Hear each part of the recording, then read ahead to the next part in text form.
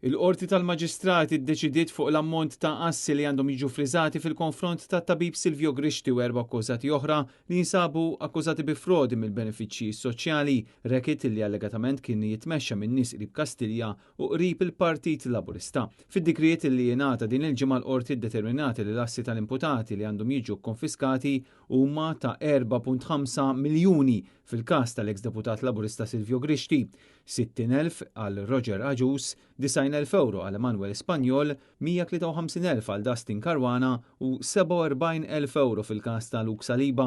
Il-qorti ordnat ukoll li l-proprjetà l-oħra tal-imputati m'għandix titqies bħala suġġett tal-ordni ta' sekwestru friżar.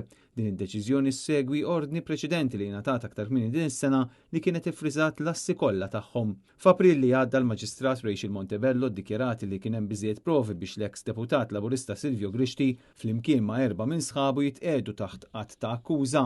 L-irġiel jinsabu mixlija b'ħasil ta' flus, frodi u organizzazzjoni kriminali. F'seduta preċedenti riżulta kif kienet tintalab is-somma ta' 5,000 euro mingħand dawk li kienu jieħdu l-benefiċċji soċjali. L-evidenza li ħarġet sa issa tindika li Grixti ipprovda dokumenti mediċi folots biex jgħin lin-nies, ħafna drabi ġejjin minn distretti fortizzi laburisti sabiex jirċievu benefiċċji soċjali b'medja ta' 450 euro fix-xahar għal diżabilità severa li ma jbatux minnha. Numru ta' benefiċjarji kienu semmew l-isem tat-tabib Silvio Grixti iżda ma qalux li kienu ħallsu lill-eks deputat Laburista. Bil-gvern jibqa' sieket dwar dan l-iskandlu serju.